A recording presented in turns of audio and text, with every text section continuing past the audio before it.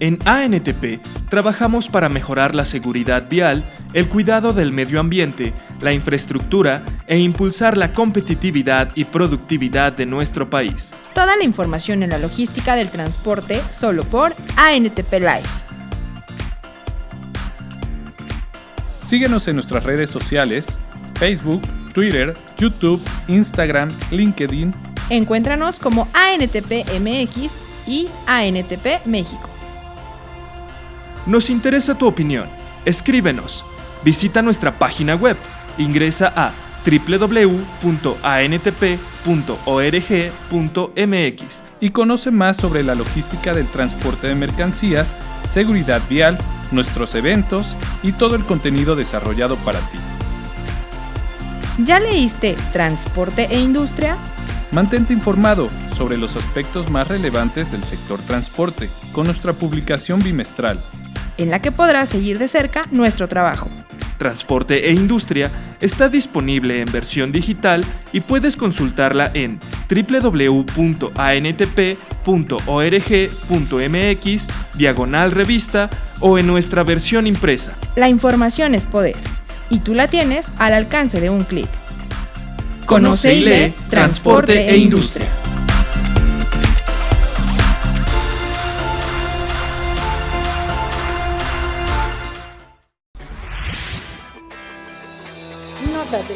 Notas del día. Anuncia ANTP fechas del Congreso Nacional en Seguridad Vial.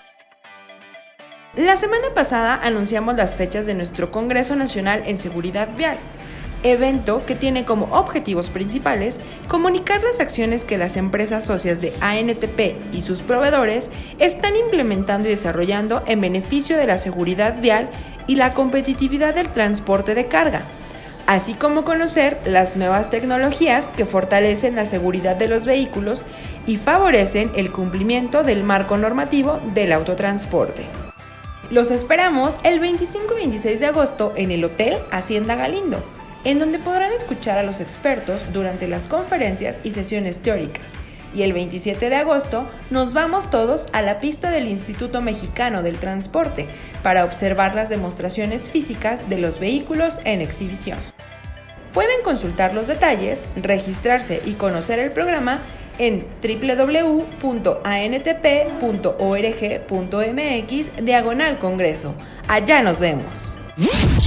Gobierno publica decreto del Plan Nacional de Desarrollo. La Secretaría de Hacienda publicó el pasado viernes en el Diario Oficial de la Federación el decreto de aprobación del Plan Nacional de Desarrollo, propuesto por el presidente Andrés Manuel López Obrador a la Cámara de Diputados. Este proyecto fue aprobado en un periodo extraordinario por la Cámara de Diputados el pasado 27 de junio. El Plan Nacional de Desarrollo, que está dividido en 3 bases: política, gobierno, política social y economía, engloba algunos de los principios promovidos por la Administración Federal, como el combate a la corrupción, garantizar empleo, salud y bienestar a la población, así como el establecimiento de la Guardia Nacional. Con información del Financiero. Transporte ferroviario de carga avanza en México. El avance del transporte ferroviario de carga ha sido muy alentador. En la última década pasó de 99.7 millones de toneladas movilizadas a 128 en el último año, afirmó Carlos Morán Moguel, subsecretario de Transporte, al inaugurar el primer coloquio internacional de regulación económica de la industria ferroviaria de carga, organizado por la Agencia Reguladora del Transporte Ferroviario. Destacó que de estos 128 millones de toneladas, 71% fueron mercancías y productos que nuestro país exporta a otras naciones y 29% para el mercado interno. Con información de Énfasis Logística. Carga aérea en México con turbulencia tras 5 meses. En el periodo enero-mayo de 2019, el movimiento de carga aérea de México finalizó a la baja respecto del mismo periodo de 2018. En ese periodo se reportó un manejo acumulado de 325,000 toneladas, lo que derivó en un decremento de 3.3% respecto de las 336,000 toneladas del año previo, de acuerdo con las cifras mensuales de la Secretaría de Comunicaciones y Transportes, SCT. Con información de T21. Aumenta 7% atención al autotransporte en Puerto Lázaro Cárdenas. Con el ingreso de 28.080 unidades al puerto de Lázaro Cárdenas al mes de mayo, se registró un incremento del 7% respecto de las 26.175 unidades reportadas en el mismo periodo de 2018. Así lo informó el área de servicios logísticos al autotransporte, ASLA, de la Administración Portuaria Integral del puerto. El ASLA indicó que los servicios de ambas terminales de contenedores presentó tiempos de atención de 1 hora con 25 minutos, lo que refleja la eficiencia y competitividad del recinto en el manejo de mercancías. Con información de Transportes y Turismo.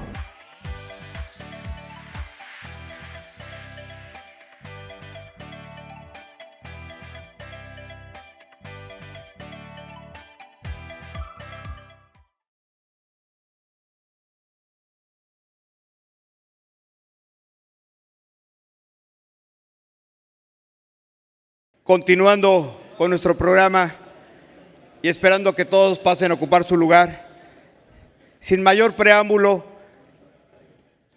le doy la palabra a nuestra amiga Carmen Aristegui. Por favor, Carmen, si nos acompañas.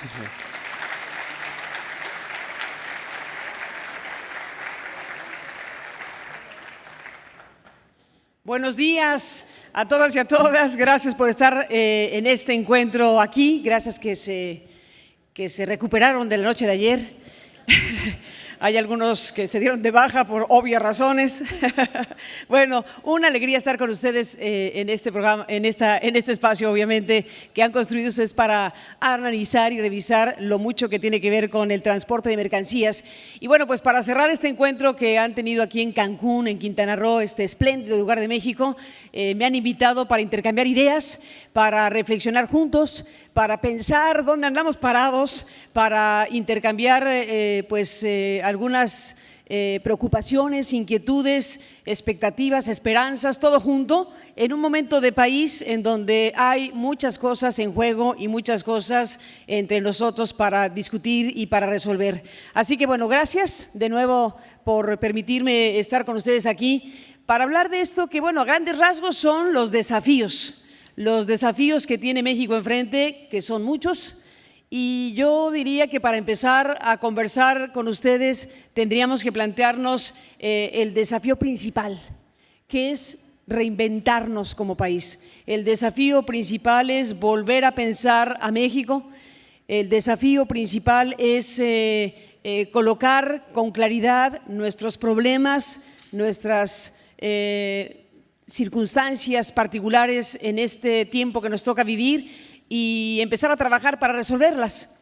El gran asunto para México es precisamente verse al espejo y decirnos de qué estamos hechos, qué hemos hecho con nuestro país y qué podemos hacer para tener una nación como la que queremos y merecemos. Así que tenemos una larga lista de temas, de asuntos, de conflictos, de situaciones y bueno, la galería es grande. Así que en este cierre de encuentro, en este cierre del Foro Nacional del Transporte de Mercancías, hablemos de ello. Y nos podremos detener un rato largo, lo que ustedes quieran, en los ejes principales para un país, que son por supuesto la economía, por supuesto la política, por supuesto el tema de la seguridad. ¿Quién que no fueran ustedes sabe lo que significa la seguridad para su tarea? El tema de la política, el tema de la corrupción, el tema de lo que tenemos y no tenemos y lo que nos falta por construir y que, por supuesto, en un momento de país en donde estamos viendo un cambio de gobierno, 7 meses de un gobierno como el de Andrés Manuel López Obrador, que llegó a la presidencia de México después de más de 30 años de estar dando una batalla política y finalmente un perfil y un personaje como el que hoy gobierna México está al frente de la presidencia. ¿Qué significa todo esto? ¿Qué representa para México que una cantidad muy robusta de votantes dijo ya basta, en términos de un modelo de política y de un modelo de hacer las cosas en el país? Desde luego, la llegada de un personaje como López Obrador genera, lo sabemos, polarización, genera puntos de vista muy contrarios. Casi que uno de los grandes desafíos hoy en México, para seguir utilizando la palabra, tiene que ver con eso que hoy está entre nosotros, la polarización, los que están a favor y los que están en contra, como si fuera posible que un país se dividiera en dos, y ya en la satanización más clara y la caricaturización entre fifís y chairos. Me parece que ese es uno de los grandes desafíos que hoy tenemos, el entender lo que esto significa, que una buena parte de nuestra conversación, de nuestros diálogos, de nuestra relación con los otros, cruce necesariamente por estar de un lado y del otro, cruce necesariamente por ser una cosa o la otra. Me parece absurdo, ridículo y desde luego preocupante que buena parte de las discusiones nuestras estén colocadas de esa manera. Se trata pues de ser mexicanos y ya cada quien sabrá lo que le gusta o lo que no le gusta. Se trata de ser mexicanos y ya sabrá cada quien si le gusta o no lo que hace el presidente de la República y su gobierno, pero aceptar, promover y hasta divertirse con lo de fifís y chairos a estas alturas del partido, yo creo que tendríamos que pensarlo muy seriamente como sociedad. No porque tenga nada de malo juguetear o incluso caricaturizar la postura política o inclinación de cada quien, pero me parece que el tema nos lleva a algo muy importante. Lo menos que necesita México es una sociedad confrontada, y si seguimos así entre un bando y el otro, pues al final de cuentas va a ser mucho más complicado la resolución de los muchos problemas que tenemos. Yo empezaría por ahí cuando hablamos de el momento que se está viviendo, de vernos al espejo y decir, bueno, si no tomamos conciencia del grado de polarización que se ha creado desde hace rato, si quieren desde la campaña misma, pero muy sobradamente en los últimos meses ya de gobierno, pues entonces creo que vamos a tener muchas más complicaciones para resolver los muchos asuntos que hay aquí. Yo empezaría por eso, porque el tema de la polarización, ya lo sabemos en la historia de los países, lo que genera, bueno, pues es desde luego condiciones bastante más difíciles para encontrar acuerdos, consensos, discusiones transparentes, democráticas, abiertas, pero que crucen precisamente con la idea principal de identificar los problemas y sobre todo resolverlos. Pero si estamos abonando únicamente a la confrontación y al ser de un bando o de otro, pues creo que nos equivocamos. Y ahí hay que atribuirle al propio presidente de la República parte de esta circunstancia, porque el que puso el apodo de fifí fue él, porque el que empezó fue él, digamos, con esta circunstancia. Y el trabajo de las redes sociales, muchas de ellas espontáneas y genuinas y muchas otras inducidas con inversiones importantes para crear granjas de bots, de trolls, de robots, de esta inteligencia cibernética que también incide de manera muy potente en el tipo de diálogo social que tenemos. Así que hay que ser cautelosos, cuidadosos, respetuosos, exigentes con nuestro diálogo social. El diálogo social es nuestro.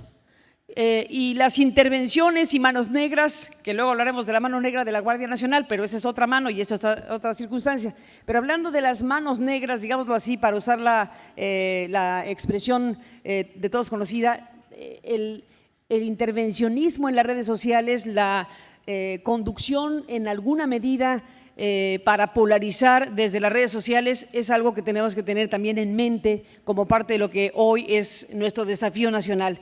Así que para hablar de México, yo parto del hecho de que México tiene que decir qué calidad de diálogo queremos en el país para entonces identificar problemas, como digo, y resolverlos. Entonces empiezo con el tema de la polarización y de esto que está entre nosotros. De los desafíos que tenemos, como dije, bueno, si tratamos de rápidamente identificar en materia económica qué tenemos enfrente, pues un panorama nada fácil, no solo por las características del actual gobierno en materia económica, sino en general, todos lo sabemos, hay un ambiente complicado de pérdida de crecimiento en términos internacionales, en algunos ámbitos riesgos de recesión, hay una desaceleración que se registra, digámoslo así, y en el caso mexicano no podría ser de otra manera, envueltos en el contexto en el que estamos, obviamente a nivel internacional, pero también con lo que en México está ocurriendo. Bueno, pues hay en este momento tristemente ya varias encuestas de los expertos del Banco de México que han ido recortando las expectativas de crecimiento. También tenemos, bueno, las famosas calificadoras. Gracias.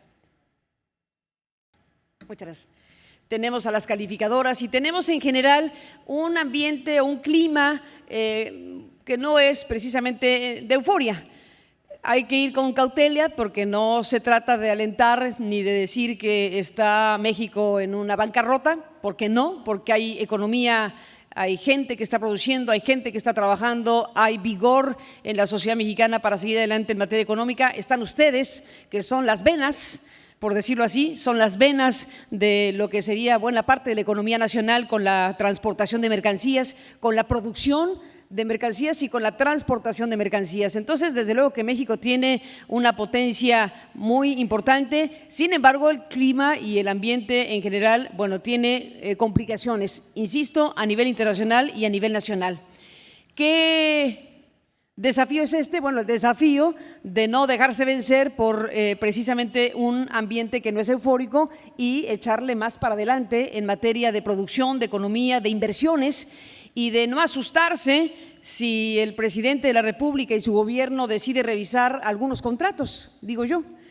Sé que es muy polémico, por ejemplo, un ángulo de los elementos más importantes del manejo de la economía y de la relación con los inversionistas. Sé que es uno de los ángulos más preocupantes lo que está ocurriendo en este instante con los gasoductos, con las contrataciones ya hechas, con empresas multinacionales que pues no han podido terminar de desarrollar sus proyectos, como sabemos, por las razones diversas que han impedido que eso esté en funcionamiento. Y bueno, hay un cuello de botella que paga el Estado mexicano, y ya sabemos que bueno, pues estamos en un punto crítico entre la Comisión Federal de Electricidad y los inversionistas de estos proyectos de gasoductos en México. 7 grandes proyectos están ahora en esto, que es una combinación entre arbitraje internacional y entre inversionistas y gobierno que se sientan a negociar.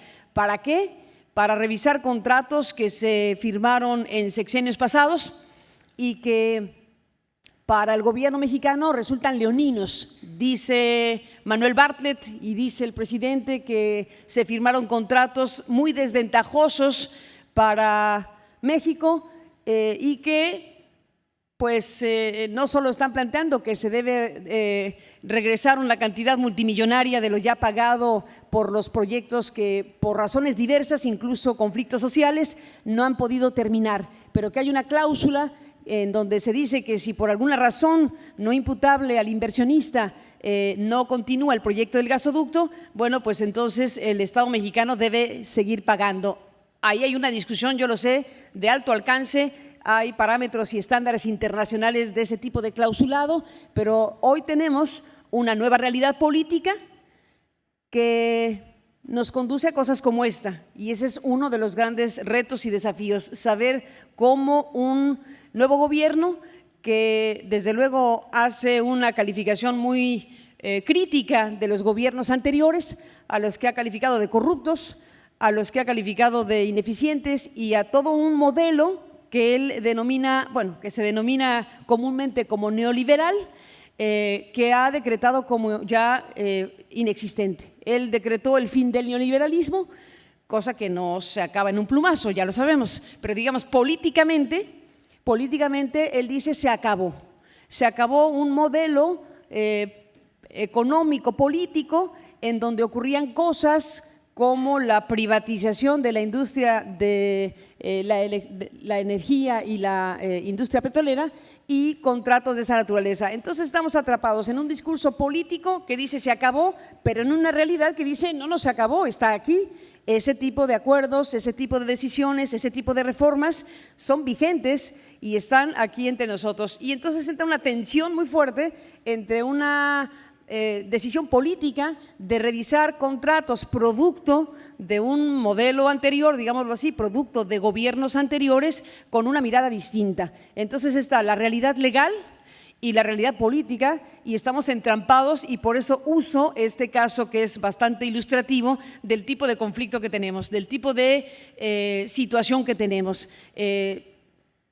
Vamos a ver qué ocurre si en este caso en particular, que me parece bastante ejemplificativo, vamos a ver qué ocurre si la Comisión Federal de Electricidad y los inversionistas como Yenova y otros llegan a un acuerdo antes de continuar con los arbitrajes ya abiertos a nivel internacional. Tenemos ciertas dudas, por ejemplo, ¿quién empezó? Hablando de quién empezó. Dice Bartlett de la Comisión Federal de Electricidad que los inversionistas fueron los primeros que fueron a un arbitraje internacional y que por eso México fue también a un arbitraje internacional. Los de la inversión dicen no, nosotros lo habíamos hecho antes por otra razón, y la reacción del gobierno mexicano está desinformada. Más allá de los detalles, lo que está aquí es aprueba la capacidad política y también legal del Gobierno de México para plantearle a unos inversionistas que quiere revisar unas cláusulas, y la capacidad de esos inversionistas de encontrar un punto de acuerdo para que entonces los proyectos continúen y tengamos los gasoductos y den el servicio que requiere México, y si no, pues entonces estaríamos algunos añitos en arbitrajes internacionales, lo cual desde luego no es buena noticia para nadie. Para el gobierno no, para los inversionistas menos, y para México, bueno, mucho menos, porque estamos hablando de un asunto esencial, porque si no se tiene gas, entonces no se tiene lo que sigue, y lo que sigue, y lo que sigue. Entonces, dentro de los desafíos está esto: cómo México, o cómo el gobierno, y cómo los inversionistas, y cómo al final la sociedad vamos a terminar de resolver estas cosas. De esto veremos mucho. Veremos situaciones complejas que obviamente no se veían antes, porque lo que está cambiando es un modelo de gobierno diferente que la gente optó por él. Y hay que ser respetuosos de que la mayoría de la gente optó por él y optó por un perfil de personaje que durante 30 años dijo lo que quería hacer. Y lo que quería hacer, entre otras cosas, era, bueno, pues lo que él alguna vez llamó plutocracia. Él ha dicho que su eje principal de gobierno tiene que ver con quitar el dominio de los grandes poderes económicos y políticos para dotar de mayor grado de democracia a las decisiones de este país. Por eso, las muy polémicas consultas. Yo creo que nadie, en su sano juicio, en una vida democrática, se puede enojar de que a la gente se le pregunte qué quiere que pase en los grandes temas del país. Sabemos, obviamente, que el tema de las consultas para efectos prácticos es uno de los ingredientes que más ha polarizado al país. Hay quien celebra que se le pregunte a la gente si quiere o no un aeropuerto, que ya estaba en curso. Hay quien dice sí, a nosotros nunca nos preguntaron si queríamos o no el aeropuerto internacional en Texcoco. Bueno, sí, pero es que ya estaba avanzando, la inversión ya estaba echada a andar, dicen otros. Y entonces tenemos ese otro caso que nos muestra también muy gráficamente el tipo de desafíos que tenemos con un nuevo gobierno, con una sociedad que se polariza y con la gran decisión de cambiar de un lugar a otro algo que es indispensable para México, que es un nuevo aeropuerto. ¿Cómo vamos a terminar esta parte de la historia? No me atrevo a adivinarlo, pero sí podemos plantearnos escenarios. El escenario 1, en esta parte de las grandes estampas que hoy tenemos en México, de los grandes casos como los gasoductos, ahora el aeropuerto que les menciono, bueno, las grandes estampas son Pues dos, o le sale o no le sale, para irnos a lo científico, ¿le sale o no le sale? Hablemos de esto. Estamos hoy con un nuevo componente en el país, que es el papel, digo, no es que no hayan ocupado un papel antes, pero digamos un papel diferente por un contexto político diferente, que es el papel de los jueces, el papel de los otros poderes. Porque hablemos del aeropuerto. La consulta misma fue muy controvertida porque fue una consulta informal, fue una consulta que no contó pues con los elementos básicos de una ley que ya existe en México, que es la Ley de Consultas Nacionales, que por cierto no hemos estrenado y que debimos haber estrenado bien cuando se hizo la reforma energética.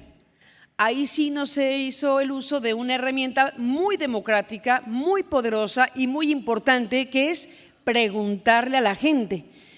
¿Qué sucedió en México? Sucedió que se desarrolla esta ley de consulta nacional que es pues muy escrupulosa, muy rigurosa, una buena ley de consulta nacional que permite a México que se le pregunte a la gente cada vez que hay elecciones, además de preguntar ¿quién quieres que me gobierne? Oye, ¿quieres o no este proyecto en particular? Como ocurre en muchos países del mundo, tampoco es ciencia oculta. Cuando se arma un proceso electoral, aprovechando que ya están las urnas, ya está la gente, ya se desarrolló un andamiaje para preguntar a la gente, ya sea para decir quién quieres que te gobierne con los votos, bueno, también se puede preguntar, ¿quieres que se haga tal o cual proyecto? ¿Quieres que se haga tal o cual ley? Bueno, México se tardó años, decenas, para tener una herramienta como la que hoy tenemos en la ley, que es esa ley de consulta nacional.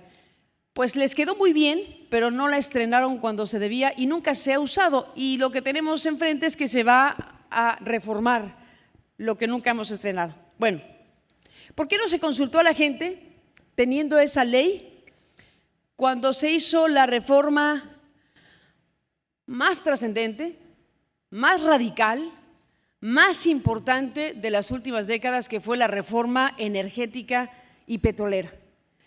¿Por qué no se usó esa ley de consulta nacional que estaba que ni mandada a hacer para un tema que nos cruza de lado a lado? Pues porque a lo mejor se sabía que iba a perder, porque en un país como México, que tiene en el tema del petróleo, o tenía, ya no sé, porque yo ya tengo mi duda histórica, pero digamos, creíamos que la expropiación petrolera de Lázaro Cárdenas en los años 30 pues era este gran signo de identidad de los mexicanos, el orgullo nacional de un presidente que le arrebató a los usureros inversionistas británicos y estadounidenses nuestra riqueza nacional. Es algo que no solo está en los libros de texto, o está en los libros de texto porque es uno de los grandes pilares de la identidad nacional. La expropiación petrolera, cómo se realizó, por qué se realizó, cómo la gente participó de aquella expropiación, es algo que nos dio una identidad por siempre, histórica. ¿Qué ocurrió en el camino para ese tema cuando vienen los gobiernos que Andrés Manuel López Obrador llama neoliberales y dicen hay que privatizar todo? Y se tardaron en el tema principal, que era la energía y el petróleo. Se tardaron por eso, porque si bien se vendió prácticamente todo, los bienes del Estado, etcétera, podemos discutir si estuvo bien o mal, ahorita si quieren platicamos, pero digamos, como descripción de hechos, se vendió buena parte de los bienes del Estado, etcétera, pero no se atrevieron los presidentes hasta antes de Peña Nieto a hacer una reforma como la que ocurrió. Recuerdo bueno, fueron haciendo cosas paulatinas para ir abriendo inversiones, etcétera, pero recuerdo, por ejemplo, a Ernesto Zedillo, el expresidente de México, cuando alguna vez, hablando de la reforma que impulsó Peña Nieto y se aprobó, esa reforma radical, profunda, que hizo un giro de 180 grados a la industria nacional en esta materia, Zedillo decía: ni en mis sueños más salvajes me hubiera yo atrevido a hacer una reforma como esa. ¿Por qué? Porque había o hay una identidad muy fuerte respecto a nuestro petróleo, a la idea de la pertenencia de la energía y el petróleo de los mexicanos. Probablemente, pero solo digo eso, probablemente el tipo de elección que tuvimos en 2018, donde Andrés Manuel López Obrador ganó rotundamente la presidencia, tiene que ver con cosas que no quedaron registradas suficientemente, pero hay un rechazo, un castigo a decisiones que se tomaron, amén de todos los escándalos y de las Casas Blancas y de Peña Nieto y de Odebrecht, etcétera. Pero me parece también que el tipo de votación que tuvimos en 2018, que fue muy potente, que hay que respetar y que hay que ahora saber qué hacemos con lo que resultó de ello, tiene que ver con cosas como esta, con lo que no se discutió, con lo que no se preguntó realmente. Hay que recordar cómo es que surgió esa reforma energética y petrolera en México. Bueno, producto de un acuerdo cupular de partidos políticos ya muy debilitados, ya muy desprestigiados, que entre sí, digámoslo así, decidieron varias reformas estructurales muy importantes, una de ellas esta, la reforma madre.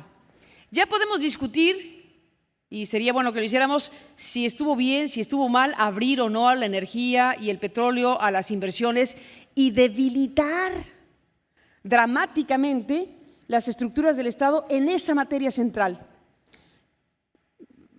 Polaricemos el debate porque habrá quien diga, desde luego que había que hacerlo, y habrá quien diga, nos equivocamos. Cada quien tendrá su opinión, pero ese es uno de los grandes temas hoy en México. Y hablando de desafíos, estamos hoy con un gobierno que llegó de la forma en que llegó y que lo primero que dice es voy a rescatar a Pemex y que toma una serie de decisiones de enorme importancia que están afectando de mil maneras a la economía, al tema social y muchas cosas. Un presidente que dice vamos a rescatar a Pemex significa vamos a tratar de restituir lo perdido con esa reforma, que es la dominancia del Estado en el tema energético y petrolero. Está bien o mal, discutámoslo, pero eso es lo que está decidido hacer. Y para hacerlo, dado que efectivamente dejaron en los huesos a Pemex, o lo dejaron muy dañado, pues está tomando decisiones que en este momento es difícil saber hasta dónde van a llegar, pero claramente está apretando presupuestalmente otras áreas, otros territorios del Estado para ir a rescatar a lo que algunos consideran casi cadáver, que es la principal empresa del país, que es Petróleos Mexicanos. Ha tomado esa decisión y pues los ajustes presupuestales son draconianos en algunas partes del recurso nacional. Ha tenido que retroceder en algunos, por ejemplo, el tema médico, ¿no? Algunas cosas que se habían recortado han afectado temas esenciales.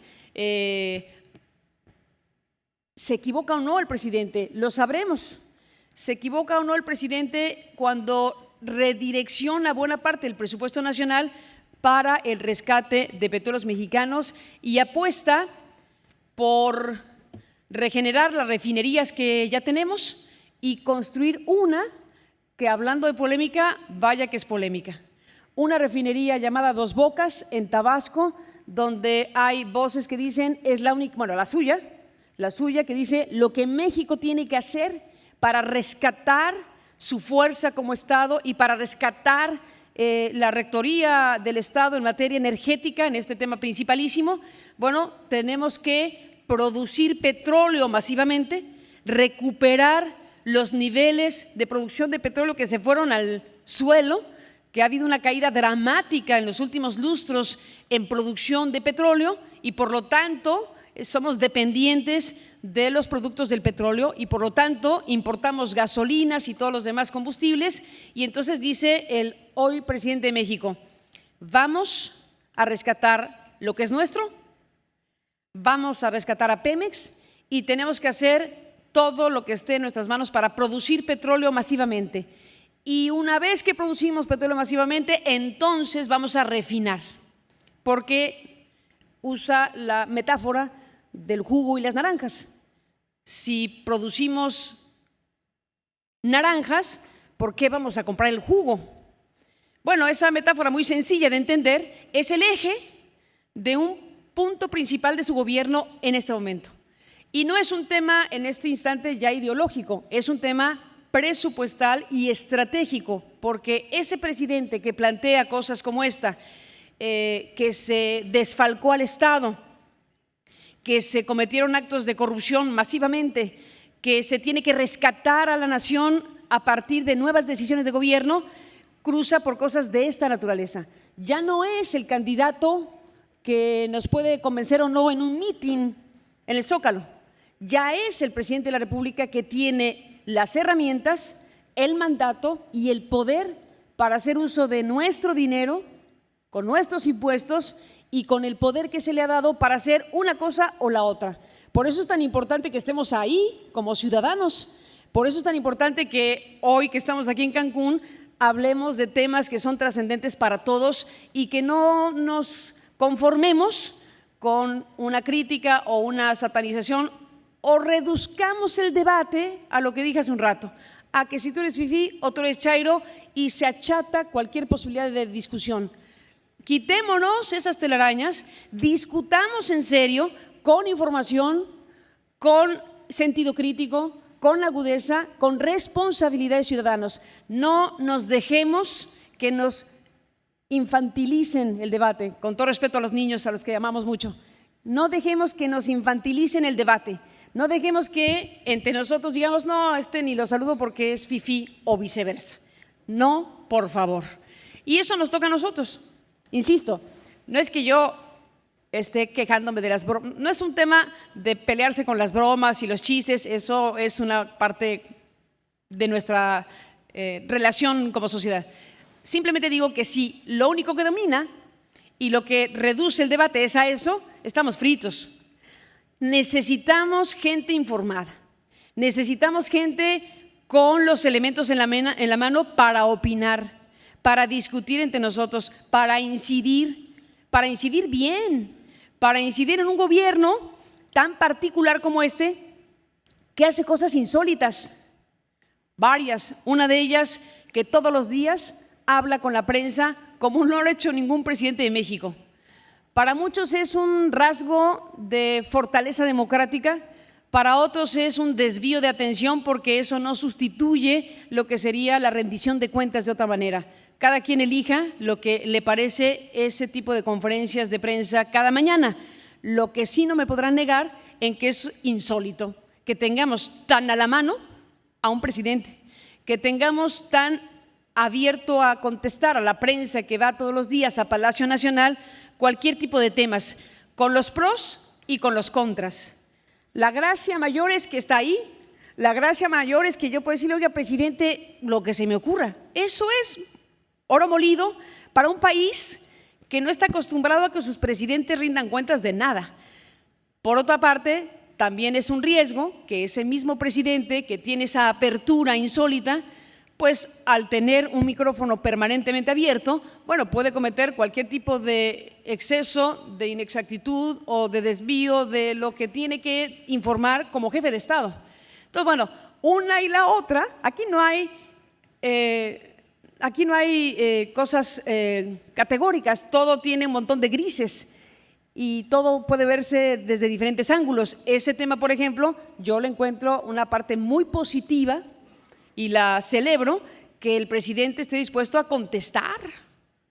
Créanme que yo como periodista sé lo que significa que un presidente hable sin ningún tapujo y diga, a ver, pregúnteme el que quiera y aquí le contesto. Eso en México no ocurría. En otros países, pues las conferencias de prensa se dan con cierta normalidad. No es que salgan todos los días, por esto es insólito. O sea, no vemos en otro país que todos los días, de no ser en algunos países que no nos querríamos parecer, en donde el mandatario domina la escena, que esa es otra parte que también es preocupante de ese tipo de cosas que tienen luces y sombras. Las luces es que ahí está el mandatario y dice, pregúntenme y les contesto. Pero las otras partes que tienen que ver con los efectos que eso causa también son preocupantes y también hay que decirlo. Hay que decir que esta hiperconcentración en la figura del presidente porque no hay manera de que no domine la agenda noticiosa y la agenda informativa y en consecuencia buena parte del debate nacional el presidente de la República todos los días, bueno, tampoco es precisamente el mejor de los modelos. Así que vuelvo a decir, luces, sombras, grises, intermedios. Pero lo más importante, creo yo, es que nos planteemos, sobre todo en encuentros como este, el papel que nos toca. El papel que nos toca, y vuelvo a decir, México requiere gente informada, gente crítica, gente propositiva, gente que quiera en su respectivo territorio participar. Porque si no hacemos eso, la 4T que plantea López Obrador como una cuarta transformación, que esa es su oferta principalísima de gobierno, pues desde luego no va a llegar. Ahora, cada quien a su manera entiende lo que él llama la 4T. Pues es su eslogan de gobierno y es de él. Y lo podemos tomar o no y no importa. Lo que importa, eso sí, es que los mexicanos, digamos, no podemos no entender que estamos en un momento de grandes definiciones y en ese momento de grandes definiciones nos toca estar, nos toca participar. Somos un país que no tiene una cultura participativa de la sociedad, hay que decirlo, tristemente. Ustedes, por ejemplo, están organizados, por fortuna, y por eso estamos aquí, pero no hay ese músculo organizativo social por mil razones. Y hay que, los que lo tengan, que lo fortalezcan, los que no lo tengan, que lo adquieran.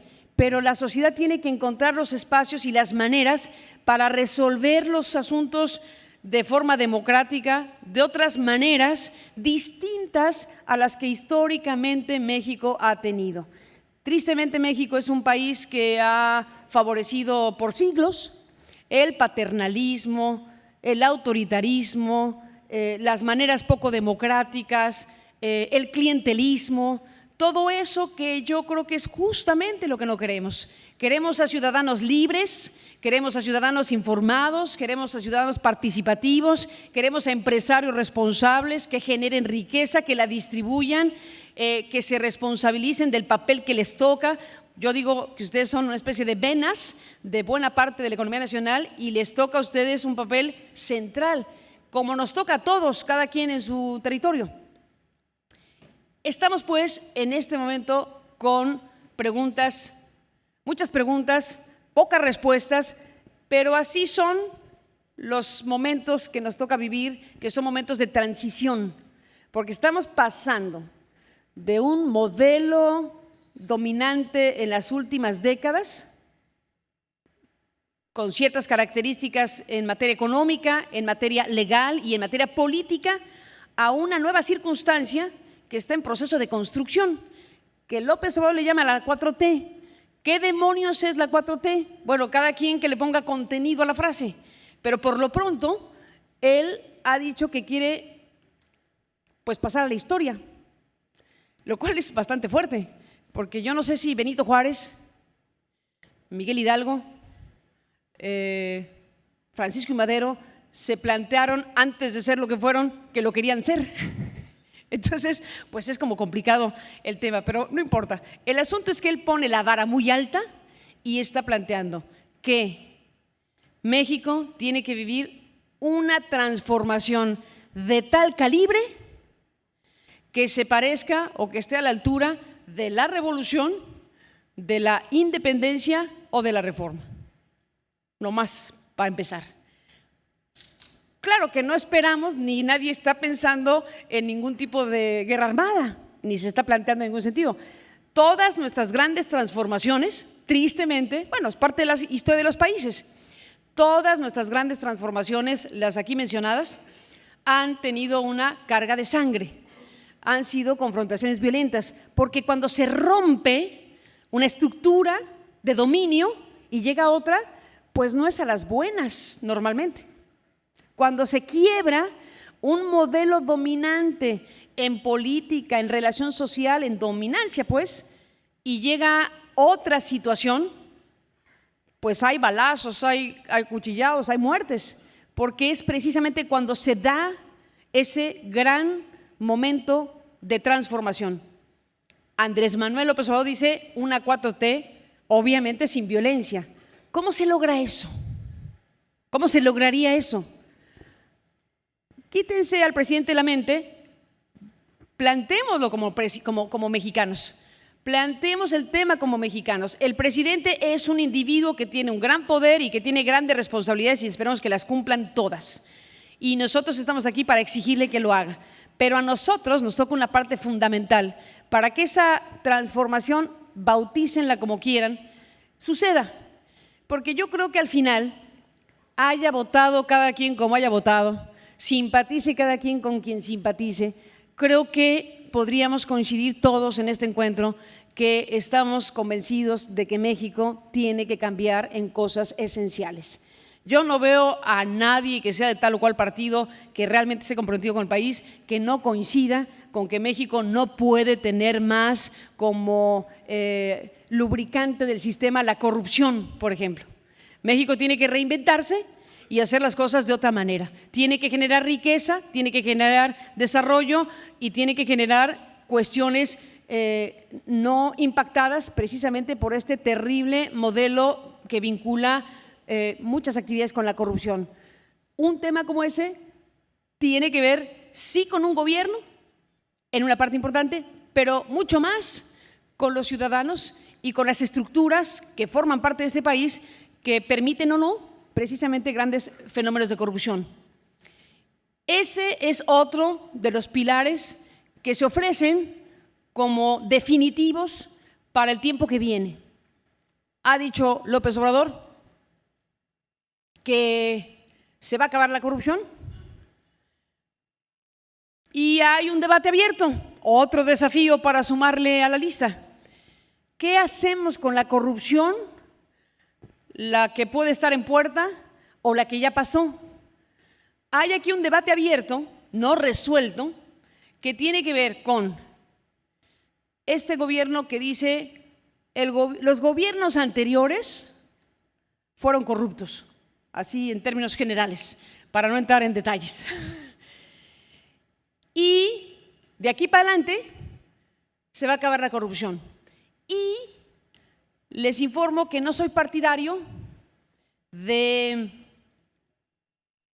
investigar hechos de corrupción del pasado y entonces uno piensa de inmediato, no sé por qué, en Enrique Peña Nieto, por ejemplo, en figuras emblemáticas de los gobiernos anteriores que han sido señaladas de mil maneras y entonces el presidente dice, no creo que sea buena idea abrir la puerta para procesar a los políticos anteriores por N número de actos de corrupción.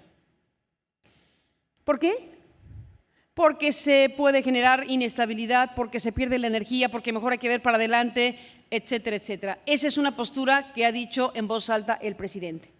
Hay quien piensa que no, que es un error plantear las cosas de esa manera, porque soportar la construcción de una nueva circunstancia sobre hechos delictivos o de corrupción que todos conocemos pero que no han sido investigados, no es una manera sana de construir una nueva realidad.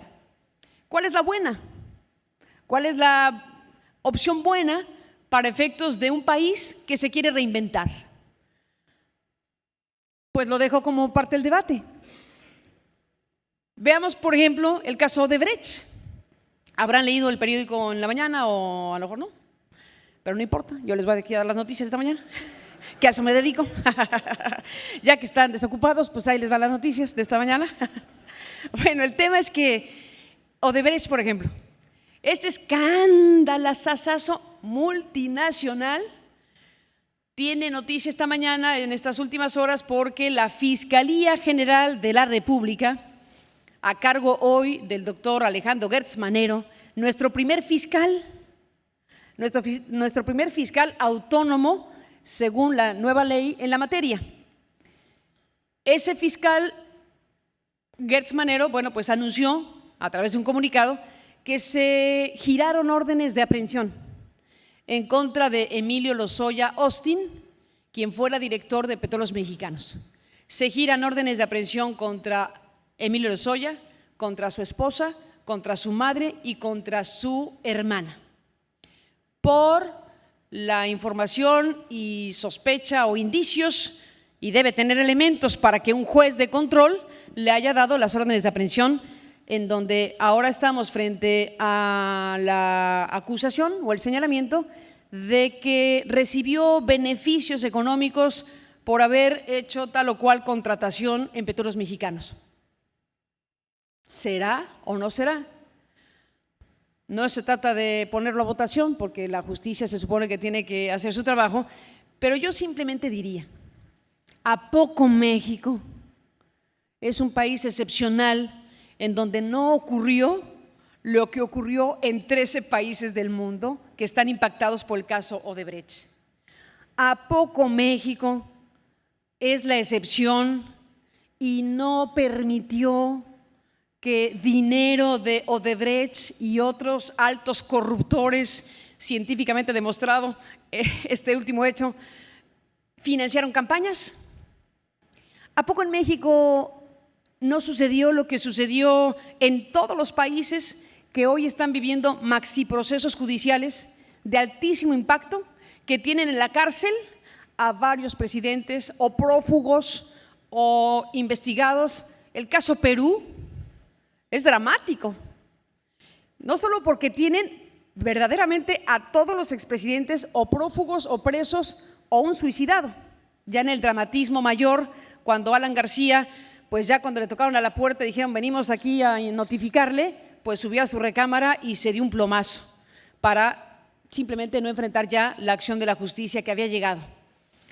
Eso pasó en Perú y eso pasó en varios países del mundo que han desarrollado investigaciones que están ahí, que están llevando a rendir cuentas a los que tomaron decisiones, que están llevando ante la justicia a aquellos que abusaron de su cargo y se enriquecieron indebidamente y hoy están teniendo que enfrentar a la justicia. Y México no. México es un país excepcional donde Odebrecht, que ni contratos tiene en México, es una broma, claro. Odebrecht en México no corrompió a nadie, no financió ninguna campaña, no hay nadie que tenga que venir a dar explicaciones del impacto que se causó en elecciones anteriores, en donde pues tuvimos a un presidente como Enrique Peña Nieto que llegó a la presidencia con un aparato impresionante y recursos multimillonarios paralelos a los que la ley permitía. ¿No es un tema para México? Pues ahí está uno de los grandes desafíos. ¿Qué le conviene al país? ¿Que le pongamos una tapa y que digamos, hay que se pudra solo esa historia y seguimos para adelante? ¿O no? O abrimos la tapa y vamos sacando y procesando con las herramientas que tenemos, que son las de la justicia, cada uno de estos casos o por lo menos algunos de ellos. Ese es un gran dilema hoy para México. El presidente dice no. Tuve oportunidad de entrevistar al presidente López Obrador cuando era presidente electo. Nos acompañó en nuestra cabina del sitio de internet que pusimos, pues ya como un acto de sobrevivencia, porque llevamos 5 años de veto presidencial y entonces dijimos hay que hacer algo porque ya estamos un poco fuera de la pichada. Entonces decidimos, después de un veto presidencial muy fuerte de Peña Nieto en contra de este grupo de periodistas del que formo parte, bueno, pues nos instalamos en internet y ahí estamos haciendo nuestro trabajo en internet después de una muy compleja situación que ha incluido varias cosas hasta judiciales. Pero bueno, por andar haciendo reportajes como el de la Casa Blanca de Enrique Peña Nieto, nos instalamos de esa manera y cuando gana López Obrador nos acompaña en la cabina de ese espacio en internet y se compromete, casi que a tirabuzón, hay que decirlo, reconozco que no fue tan espontánea su compromiso, pero digamos se compromete frente a esta discusión a hacer una consulta, hablando de consultas. Y entonces dice, me comprometo a hacer una consulta de 3 temas. A saber, el tema de la Guardia Nacional, pues ese ya se nos pasó porque ya está instalada en la Constitución. Yo creo que esa consulta ya en este instante no es precisamente la más oportuna. Se comprometió a hacer una consulta de esa manera. se comprometió a preguntarle a la gente que qué opinión le merecía que él, teniendo como un eje principal de su discurso político en contra de los grandes, no en contra, sino en contra de que los grandes poderes económicos dominen a los políticos, pues qué explicación le daba a la sociedad cuando esos grandes poderes o algunos de esos grandes poderes, empezando por Ricardo Salinas Pliego y Azcárraga y etcétera, formaban parte de su grupo asesor que él no escogió, porque ese grupo asesor de empresarios fue a propuesta de los empresarios y no tuvo manera de decirles que no.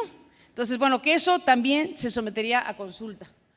Y un tercer punto que era sobre este tema del que estaba hablando.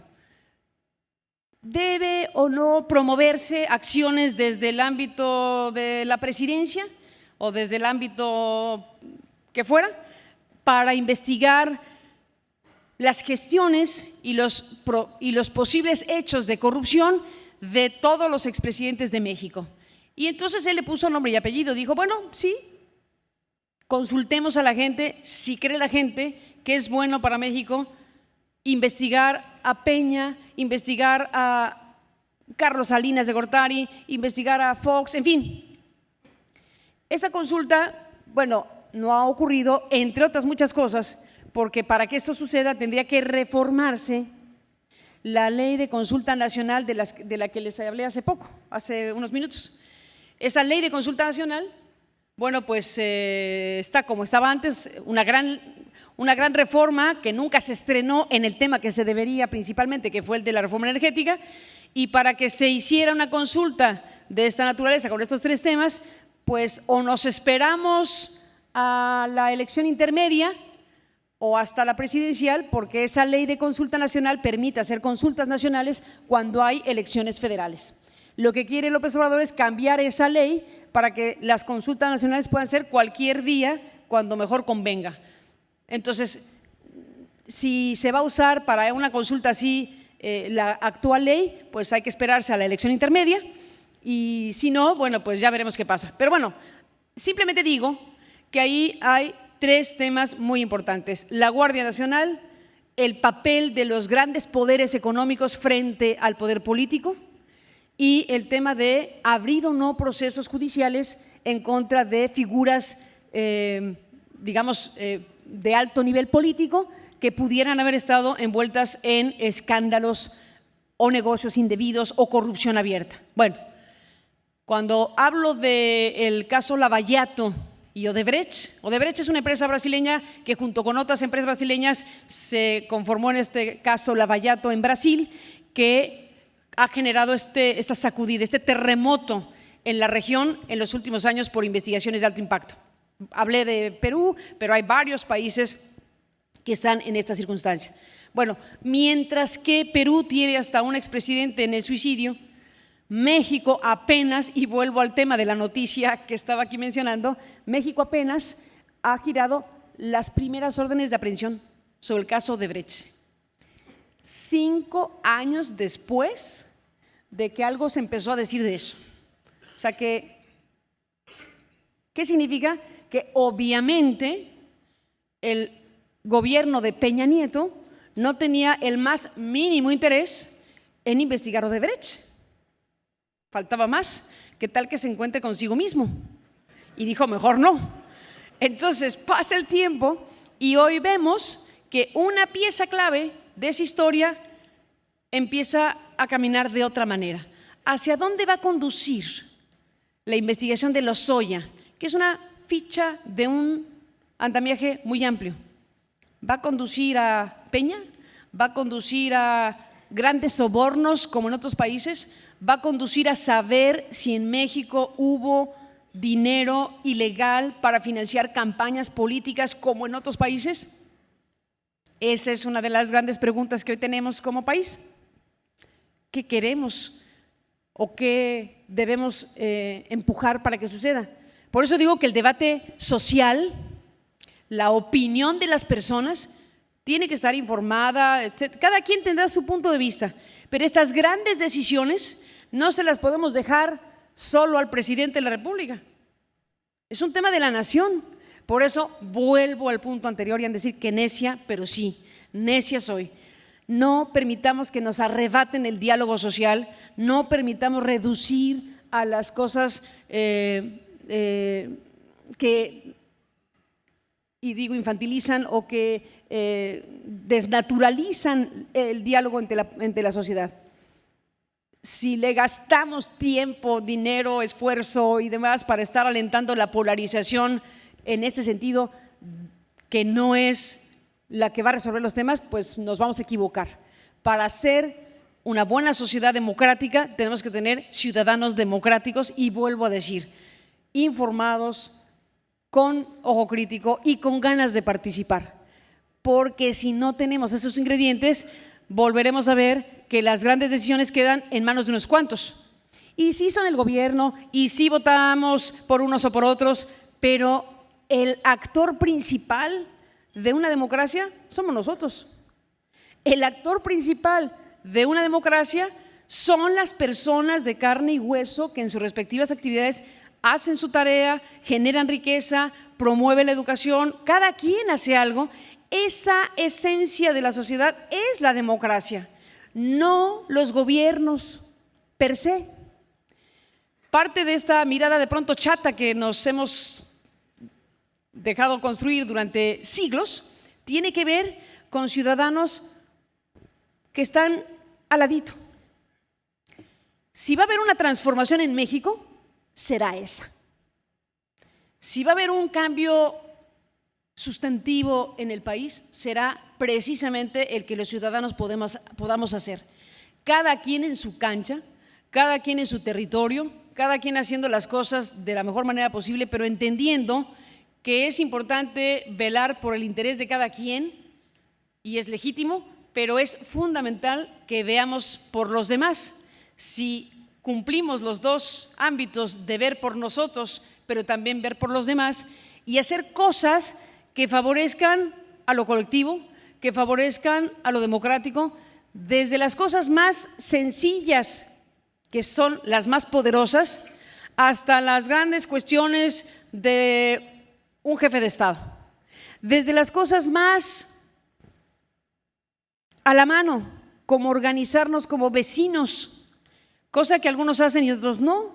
A veces no conocemos ni al de al lado, a veces no somos capaces de organizar la cuadra, el condominio, a la familia. Esos músculos principales de lo que uno hace y no hace son los que construyen un tipo de democracia y un tipo de sociedad. ¿Cuál modelo de sociedad es el que nos gusta? Pues yo creo que el democrático, tampoco hay mucho para escoger. Un modelo democrático en donde las personas jueguen un papel principal. Dejemos de ser espectadores solamente. Dejemos que nuestra propia actitud y actuación contribuya a un país que, eso sí creo, ha decidido ser distinto. Vuelvo a la votación de 2019. No me importa, bueno, sí me importa, pero no tienen por qué decirme por quién votó cada quien. Ese no es el tema, es el tema que hubo una muy importante reacción democrática para decir ya basta a ciertas cosas, para decir ya basta a un modelo que estuvo predominantemente marcado por abusos, excesos y situaciones muy complejas. Y en esta situación, pues hay un nuevo grupo de personas que están dirigiendo y tomando decisiones en nuestro nombre. Y como es en nuestro nombre, lo que hagan nos lo tienen que explicar. Y como ese poder que se les concedió porque no es de ellos, acordémonos que el poder es de la sociedad, el poder es del pueblo, que se da un mandato a quien resulta electo, pero ese que resulta electo no es el dueño del poder, el poder sigue siendo nuestro, de origen, de sustancia. Por lo tanto, nosotros te dimos ese poder para que lo uses en nuestro nombre y queremos que lo hagas bien. Y yo estaré ahí para verlo, y yo estaré ahí para exigirlo, y yo estaré ahí para que rindas cuentas. Porque si no estamos ahí, pues ocurre lo que ocurre, que los mandatarios, los gobernantes que no tienen ciudadanos que estén ahí, vigilantes, críticos, propositivos, organizados, pues obviamente pueden hacer lo que se les dé la gana y no necesariamente es la mejor idea. Entonces, tenemos todo tipo de dilemas, todo tipo de desafíos en lo económico, ya lo mencioné, en el tema de la seguridad, en el tema de la política, en el tema de las estructuras políticas. No solamente, la política no se reduce a López Obrador, aunque eso parece y es parte de lo que nos está pasando. Hay una oposición, que alguien me diga dónde está. Ha habido un debilitamiento muy fuerte justo por el tipo de proceso político electoral que se dio, que concentró centralmente toda la atención en la figura de Andrés Manuel López Obrador. Y lo que hemos visto es un debilitamiento de estas otras opciones políticas que deben existir. Cada quien escoja el que quiera. Y no, o sea, se puede o no estar con un partido, se puede ni siquiera querer tener un partido, o sea, eso no es obligatorio, pero sí es necesario en una democracia que la pluralidad esté mejor expresada, porque a diferencia de otras partes de la historia de México, vimos, por ejemplo, cómo José Antonio Meade, que compitió por la presidencia en el PRI, o Ricardo Anaya, que compitió por el PAN y los aliados del PAN, desaparecieron del mapa como figuras a las que se les invirtió mucho dinero público para posicionarse y competir por la presidencia. Y cuando se acabó la competencia, pues se fueron. No están discutiendo nada, no existen en el mapa político en este momento. Y sus respectivos partidos pues están para llorar, porque no han logrado, y si siguen como van, no lo van a lograr, recuperarse de la goliza que hubo en 2018. Una goliza impresionante donde un partido político que no lo es del todo, que es Morena, arrasó en la presidencia, arrasó en los gobiernos, arrasó en las presidencias municipales, arrasó de una forma impresionante, que fue la gran señal de decir no queremos a los otros. Y se concentró la atención, se concentró el voto en estas figuras que emanaron de un partido recién nacido, que en este momento ni siquiera podemos decir que lo es del todo, porque no tiene una organización partidista, es un movimiento. En realidad, eso que hoy gobierna México es un movimiento. Los otros partidos históricos en México, que durante décadas han formado parte del espectro pluripartidista, pues están verdaderamente de capa caída. Nada más hay que ver lo que está pasando con el PRI, que todavía existe, aunque lo duden, todavía existe y está en plena contienda interna para que de ahí salga su nuevo presidente nacional. Bueno, están haciendo unas cosas verdaderamente de horror. Baste ver lo que dijo el exrector de la UNAM, que yo me enteré que era priista de 50 años atrás, dije, caray, era priista. Sí, se le daba un poco, había cierto indicio, pero bueno, el caso es que el rector de la UNAM, José Narro, se salió de la contienda. Dijo, no, yo no puedo seguir compitiendo aquí porque están con las viejas prácticas de antaño y yo no voy a formar parte de una simulación. Y se fue el doctor Narro de la contienda, porque dice, hay una cargada, hay una decisión de que gane el gobernador Alito, que así le llaman, ¿no?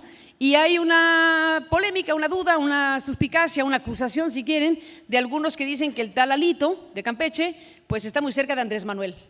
Y por eso le dicen AMLito. Bueno, eso no lo sabemos, pero es parte de lo que en el interior del PRI están diciendo. Si es así, imagínense ya qué cosa sería, supongamos que esto fuera cierto, qué cosa sería que el PRI fuera un partido satélite de Morena. Eso sí es una cosa histórica. El PRI, ese partido que durante 70 años gobernó a México de forma monolítica, pues está en proceso de extinción si no hacen algo distinto a lo que están haciendo.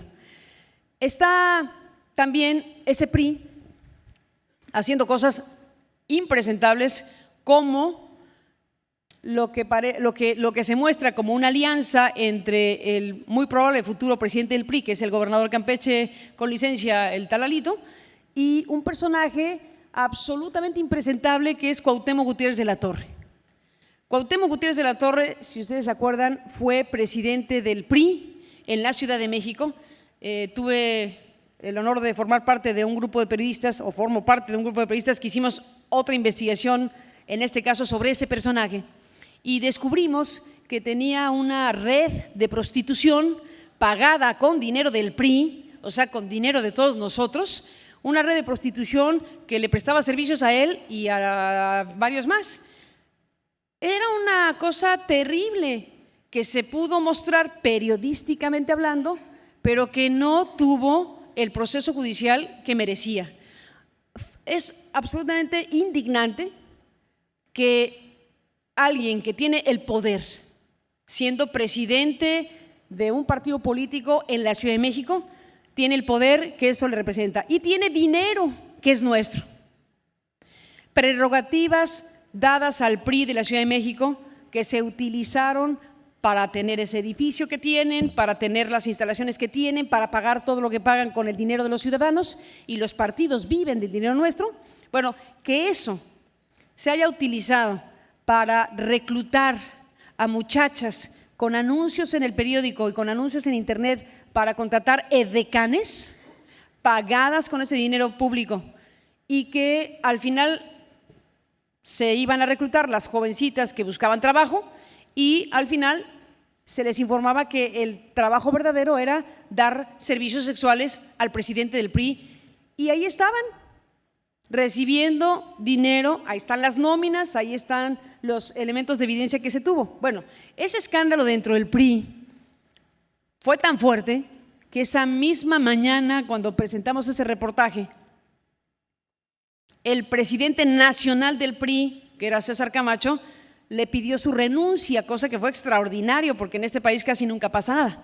Entonces, ese personaje dejó de ser presidente del PRI por el escándalo, pero no sucedió ya demasiado como llevar a un proceso de justicia, no solamente electoral, porque desde luego el dinero electoral pues tiene instancias que procesan si lo usaste bien o mal. Ni en lo electoral lo procesaron. No se diga en otros temas como trata, en otros temas como generar una condición de desventaja total a una persona que va a pedir trabajo y que la reclutas para trabajo de otra naturaleza al servicio tuyo y de no sé quién más. Ese personaje, Cuauhtémoc Gutiérrez de la Torre, aparece fotografiado hace 3 días con el que quiere ser presidente del PRI en una alianza formidable. Yo digo, no tienen remedio. Este asunto no tiene remedio. En fin, cierro la exposición y les propongo que entremos en un proceso de preguntas sin respuesta, porque estamos, digamos, con muchos asuntos acá. Si te parece, hacemos un ejercicio, ¿sí? ¿Sabías que? Se han producido más de 18,000 unidades para autotransporte de carga en mayo. Durante el mes de mayo, la producción de vehículos de autotransporte registró un total de 18,566 unidades, lo que representa un aumento del 57,78% respecto al mismo mes del año pasado, informó la Asociación Nacional de Productores de Autobuses, Camiones y Tractocamiones. También se exportaron 14,389 unidades, lo que representó un incremento del 45,36% con relación a mayo de 2018. Con información de Indicador Automotriz. La cápsula. Mazatlán proyecta fortalecer comunidad portuaria. Las empresas instaladas en el puerto de Mazatlán buscan fortalecer su modelo de comunidad portuaria en conjunto con la Administración Portuaria Integral, API, y el Gobierno del Estado, cuyo objetivo es posicionar y promocionar al puerto dentro de las rutas internacionales de comercio. Mauricio Ortiz, director general de Terminal Marítima Mazatlán, sostuvo que la administración de Jorge González Olivieri Dentro de la API, ha impulsado una relación cercana con las empresas concesionarias y prestadoras de servicios, debido a una experiencia y visión portuaria importante con la cual simpatizan en la forma de hacer negocios. En ese sentido, añadió que el modelo de comunidad portuaria actual ha conseguido apoyo por parte del gobierno de Sinaloa para poder presentarse en diversas exposiciones y eventos con la intención de buscar una mayor cantidad de clientes para el puerto.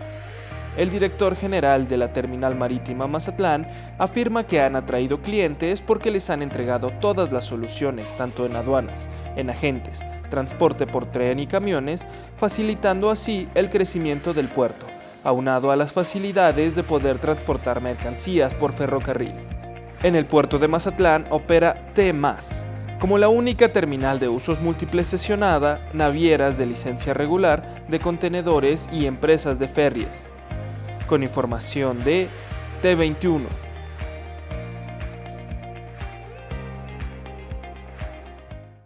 Uptime es el tiempo efectivo de trabajo de una unidad, pero para nosotros es mucho más. Uptime es tener 85 puntos de servicio a lo largo del país, una financiera, una aseguradora y toda una compañía esperando para poder servir a nuestros clientes en cualquier momento. Uptime es international. Agradecemos a Navistar y Kenworth, patrocinadores de ANTP Live, usuarios del transporte de carga. Muy bien, gracias Leonardo. Bueno, pues entremos en esta fase.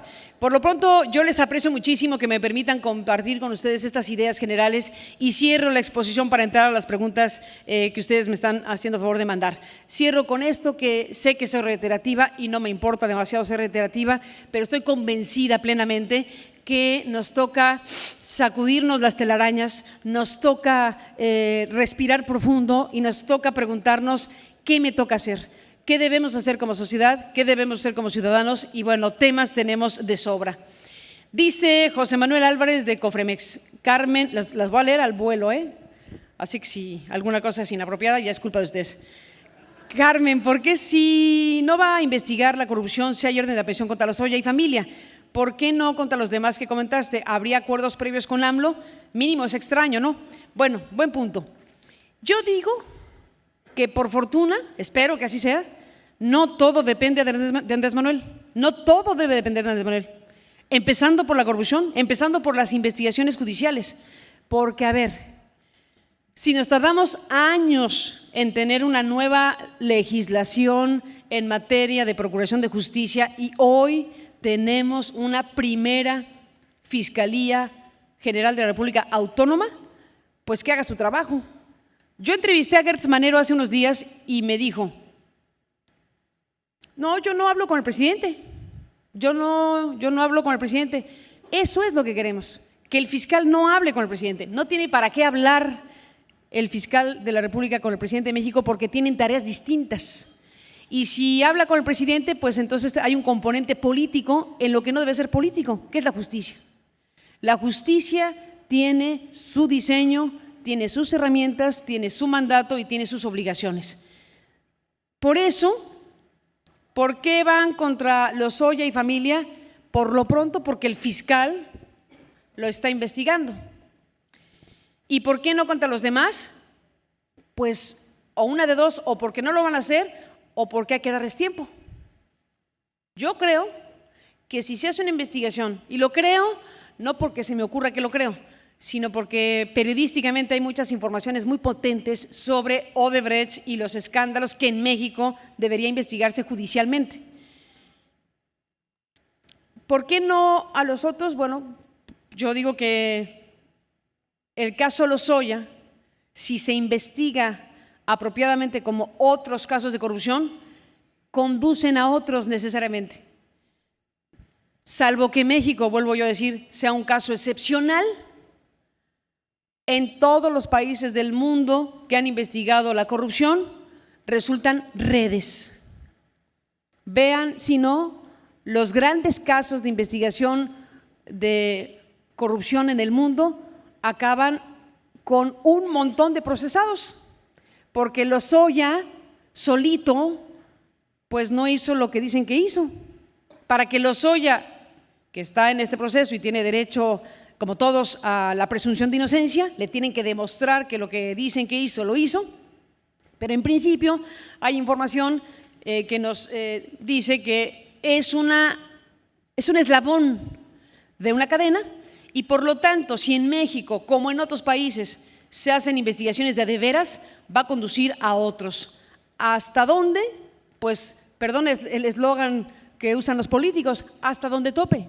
Así tendría que ser, para entonces desnudar y procesar y llamar a cuentas y sobre todo, algo que no siempre ocurre en México, recuperar lo que se llevaron. Porque esa es otra, ¿no? Aquí los pueden meter al tambo, pero ¿qué preferimos? ¿Que los metan al tambo o que devuelvan las cosas que fueron indebidamente obtenidas? Miren, hay un caso fantástico en El Salvador, porque en El Salvador hay procesos muy fuertes de investigación de corrupción, también derivados de este escándalo multinacional, y hay un expresidente de apellido Saca, que bueno, se robó hasta el salero de la cocina y está procesado. Pero lo interesante, y yo confío que México también va a estar en esa sintonía, lo interesante es que estos nuevos modelos de justicia que se han implementado en los países del mundo permiten a las autoridades investigadoras cosas que hace muchos años no existían o no eran reconocidas legalmente, como los testigos protegidos o las delaciones o los espacios de oportunidad, algunos le llaman, para que si yo cometí algún delito, si yo soy funcionario y me robé algo, etcétera, y colaboro con la justicia, pues me pueden tocar menos años. La justicia será benévola conmigo si yo ayudo a la justicia. Y eso hace toda la diferencia en una investigación. Me lo contó un día el que fue fiscal anticorrupción de Perú, cuando el tiempo Fujimori, ¿se acordaron el escandalazo aquel de Fujimori y Montesinos, un brazo derecho de Montesinos, un brazo derecho del expresidente peruano, que grababa a todos, corrompían al por mayor y grababan a todos? Bueno, el caso es que aquí,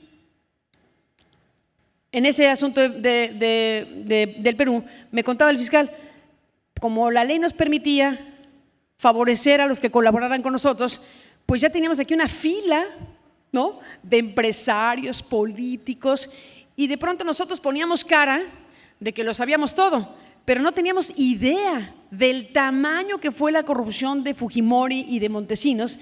Y entonces el fiscal bromeaba conmigo y decía, bueno, nosotros poníamos cara de, a ver, pase usted, señor, haga un empresariote ahí de Perú, pase usted, señor, iba a decir un nombre de aquí, pero ¿qué tal que ande por aquí? Carlos Slim, tampoco, ¿va? No. Alguien así de grande diciendo, vengo a declarar, porque antes de que vengan por mí, mejor colaboro.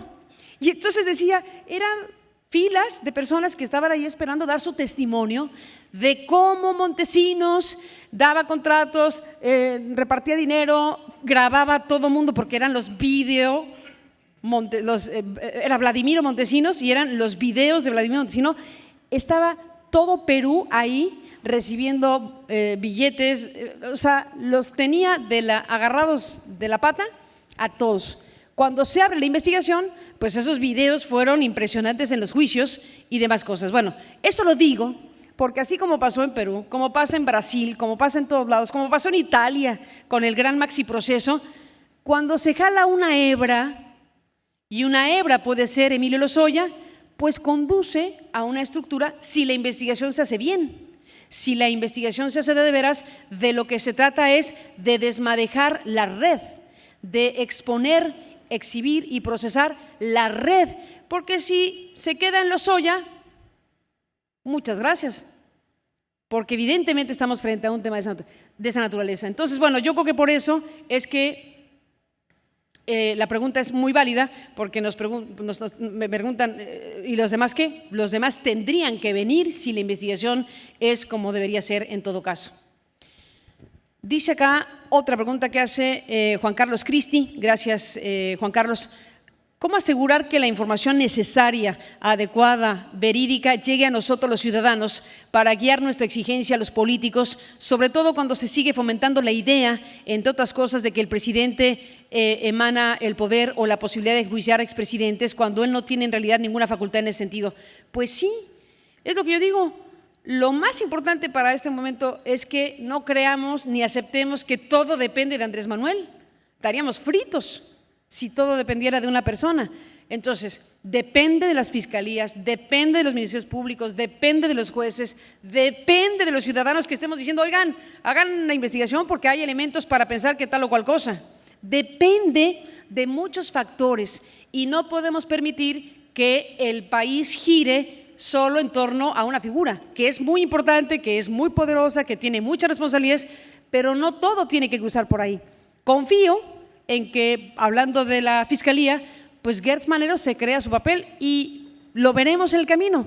Si Andrés Manuel no quiere que se abra la puerta, que si hay un pacto, que si no hay un pacto con Peña Nieto o no, pues con o sin eso, las demás instancias deben jugar su papel. Si tiene ese pacto sería lamentabilísimo, por cierto. Pero la Fiscalía, por lo pronto, ya dio un paso y se gira tantos años después las primeras órdenes de aprehensión sobre el caso Odebrecht. Yo me imagino que los otros países, los 13 países que están con un montón de procesos judiciales, dirán, sus primeras órdenes de aprehensión en 2019.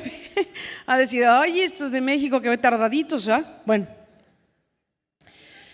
Ahora toda consulta, dice Iván Bravo, gracias Iván, ahora toda consulta será a mano alzada. Pues hagamos una consulta aquí. ¿Ustedes qué dicen? ¿Que sí o que no? No, pues lo de la mano alzada es muy complicado. Yo creo que en un contexto vecinal o aquí mismo sí se valdría la mano alzada, porque es un universo de personas organizadas aquí que se representan a sí mismas y que no hay duda de que si a lo mejor aquí dicen, oigan, queremos ir a la playa o no, hacemos un plan. Bueno, ese tipo de consultas se valdrían, pero la mano alzada para decidir asuntos que impactan al país o que impactan a un estado, acaba de pasar con el Metrobús allá en el norte. A ver, los que estaban ahí, pues sí votaron una cosa, pero así como que digan, representaban a… La democracia es una cosa seria y las consultas son cosa seria, porque se trata de…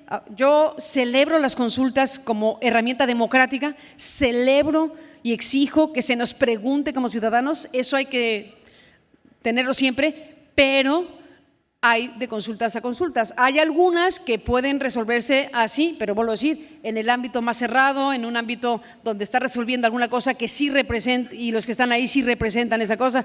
Cuando te reúnes con tus vecinos para ver si pintas la pared, bueno, pues votemos aquí, no tienes que hacer credenciales para votar con fotografía, ¿no?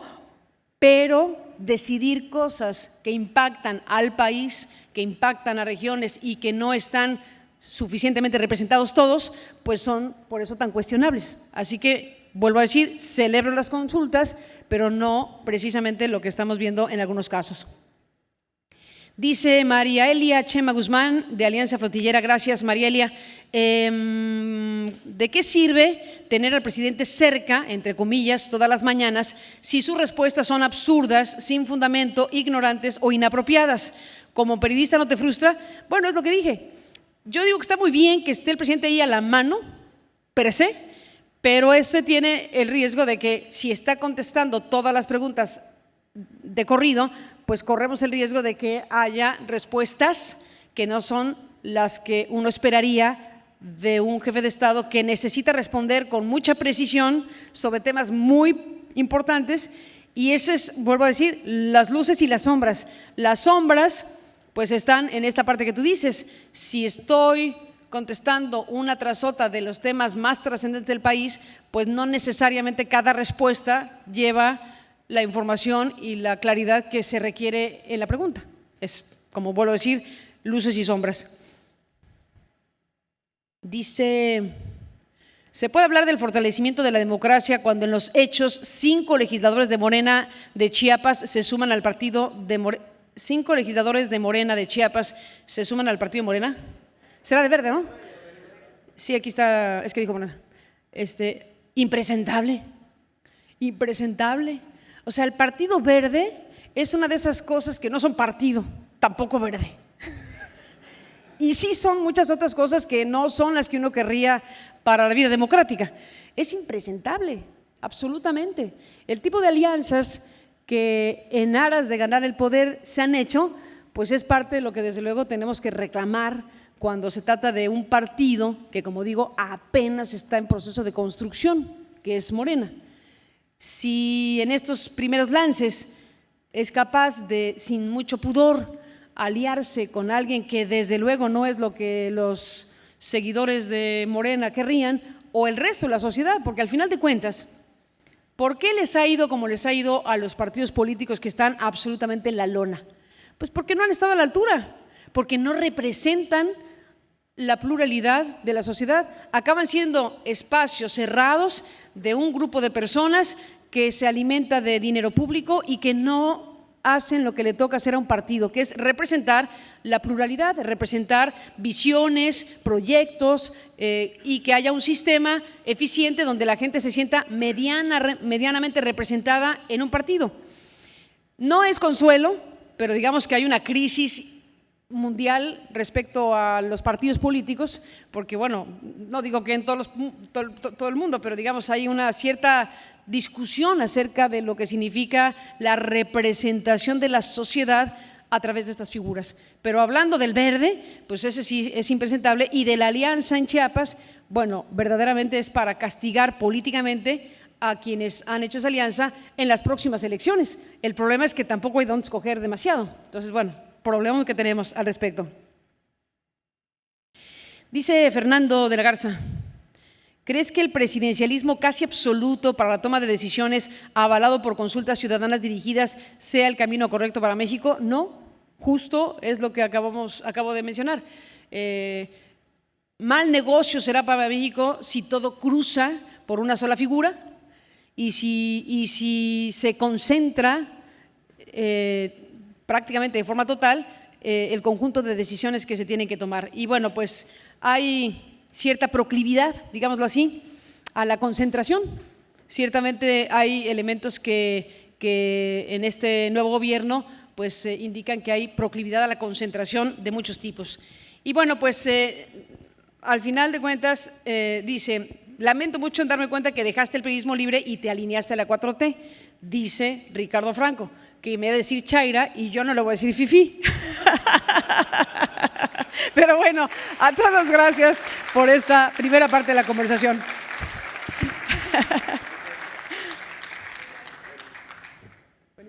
Bueno, Carmen, muchas gracias por compartir con nosotros este tiempo. Al contrario, ustedes, ha sido un gustazo. Disfruten Cancún. Además del sargazo, que no es lo único de Cancún, disfruten todo esto. No hay que dejar de venir a Cancún, aunque haya ese tema, ¿no? Seguro. Seguro que sí. Seguro. Muchas gracias, Leonardo. Muchas gracias a todos. Alex, si nos acompañas para entregarle un reconocimiento.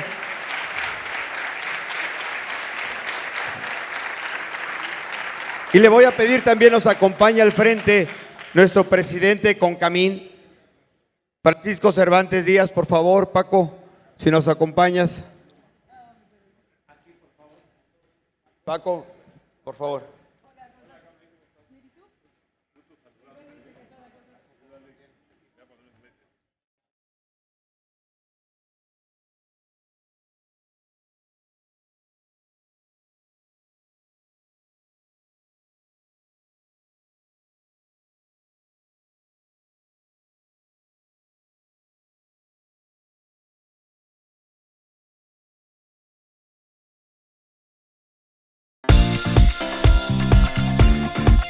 En ANTP trabajamos para mejorar la seguridad vial, el cuidado del medio ambiente, la infraestructura e impulsar la competitividad y productividad de nuestro país. Toda la información en la logística del transporte solo por ANTP Live.